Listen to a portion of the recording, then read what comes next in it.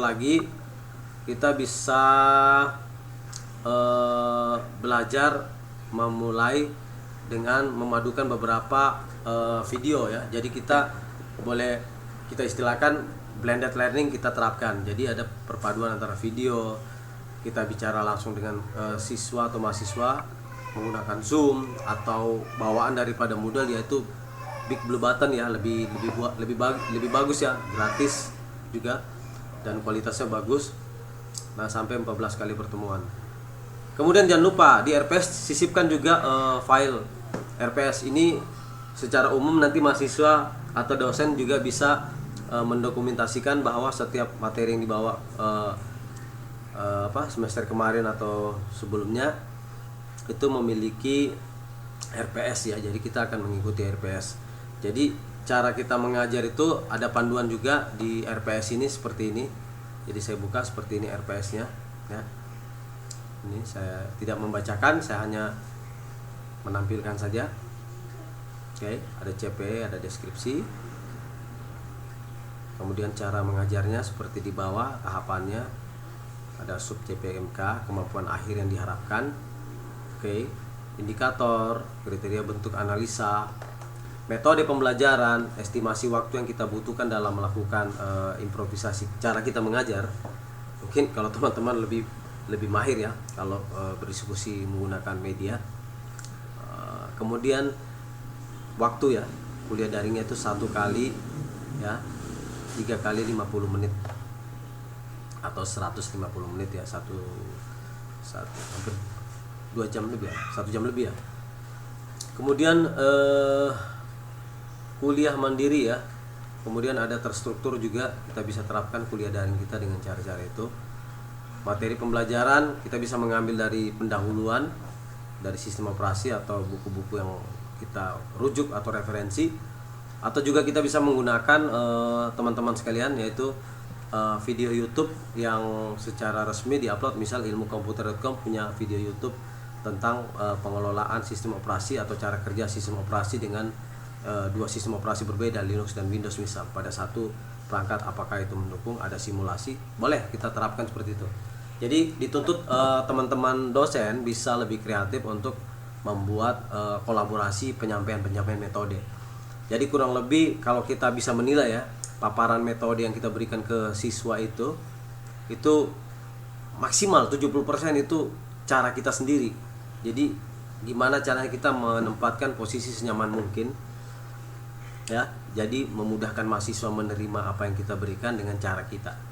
Jadi kita tidak membatasi ya, selama RPS ini tidak keluar dari jalur yang akan kita sampaikan. Kemudian yang berikut adalah 50%, yaitu apa? Yaitu logbook ya, atau 21% logbook, yaitu kehadiran. Kita bisa menggunakan media lain atau teknologi lain seperti Google Form atau aplikasi yang kita buat sendiri dan lain sebagainya. Ini salah satu poin ya. Untuk lainnya kurang lebih sama. Jadi kita jelaskan di RPS untuk pendahuluan. Baik, untuk pertemuan berikutnya kita bisa memaparkan introduction. Jadi kita melanjuti pendahuluan itu dengan pengertian sistem operasi, cara kerjanya, fungsi, dan lain sebagainya. Jangan lupa kita buatkan slide di sini sehingga mahasiswa yang ingin memahami lebih dalam setelah pemberian materi atau mata kuliah ini, mereka bisa mendownload dan mempelajari ulang.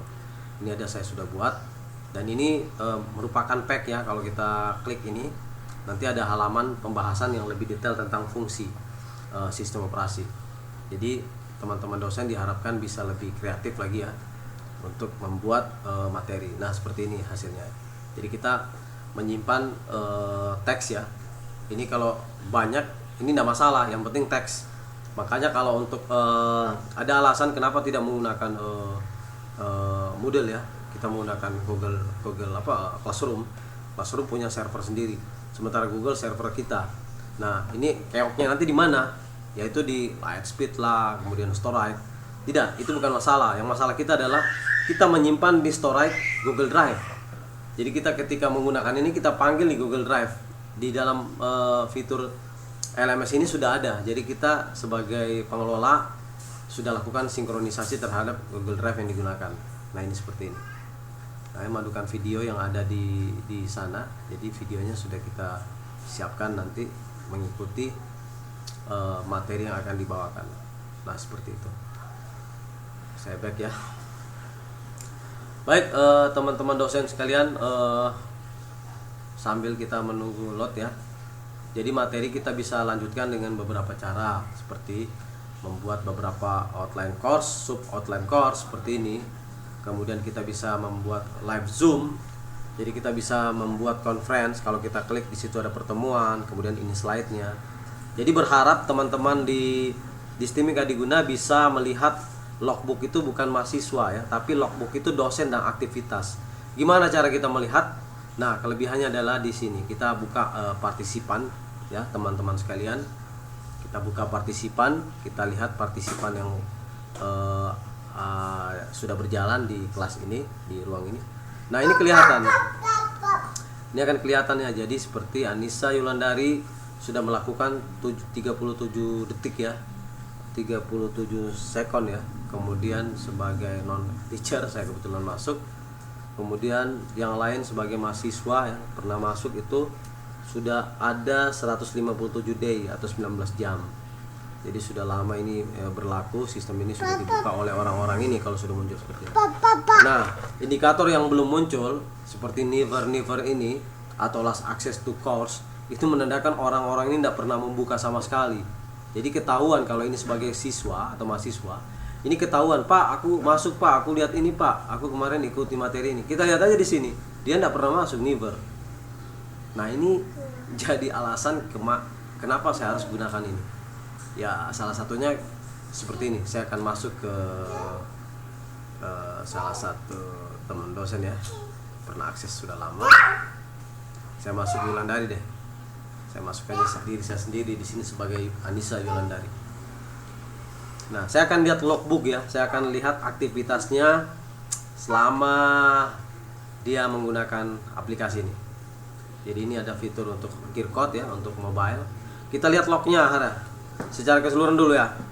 Kita lihat log keseluruhan. Nah, ini tujuannya kalau sebagai prodi memegang akun ini, prodi akan melakukan evaluasi setiap minggu, setiap bulan dan setiap tahun. Apa kekurangannya dari dosen ini atau kebutuhan daripada MK ini, apa yang harus dilakukan. Jadi ini kita bisa lihat nah, ini grafik yang aktif itu hari ini, yang lain tidak pernah aktif. Nah, ibarat ini seorang mahasiswa, mohon maaf ya, mohon izin Ibu Anissa. Di sini mahasiswa rajin masuk, maka akan naik grafiknya. Ini hitsnya sampai 1 minggu dia buka, ini nanti muncul. Ini ungunya atau garisnya itu terakhir ya, karena kita cuma sebagai uji coba saja aplikasi ini. Ini saya siapkan uji coba ya. Ini kelihatan tanggal hari ini ya, tanggal 25 Juni 2021. Ini kelihatan. Apa yang dilakukan? 1, 25 Juni semua ya. Kita lihat. Oh, kita lihat view profile, dia melihat profile, melihat ya, view. Kemudian profile list, dia melihat list-list user yang ada. Kemudian core view, dia melihat mata kuliah yang sudah dibuat oleh dosennya. Kemudian course module view, melihat beberapa modul, kemudian view dan seterusnya. Apabila saya sebagai dosen memberikan tugas pada hari ini harus diselesaikan, saya kasih batas misal dari jam 7 pagi ya, berakhir sampai jam 8 malam. Lewat dari jam 8 malam tidak bisa akses. Tapi di antara jam itu kita akan lihat apakah dia melihat saja atau mengerjakan. Kalau dia mengerjakan nanti di sini tertulis. Jadi aktivitas ya, ada tulisannya activity, event name-nya activity atau open ya, open view, open course. Berarti dia membuka. Ini sudah kelihatan.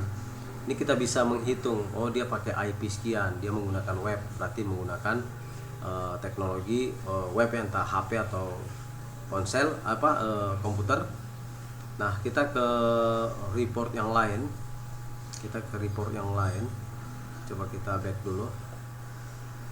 Nah, ini reportnya juga bisa di-download, kemudian bisa diakses, kemudian bisa dikirim ke mahasiswanya kalau inilah kekurangannya. Kita masuk ke outline report ya, sebelum ke complete report. Nah, ini tujuannya report ini adalah evaluasi program studi, bagaimana meningkatkan kebutuhan MK atau kualitas MK ya. Nah, kita bisa lihat di sini. Ini ada view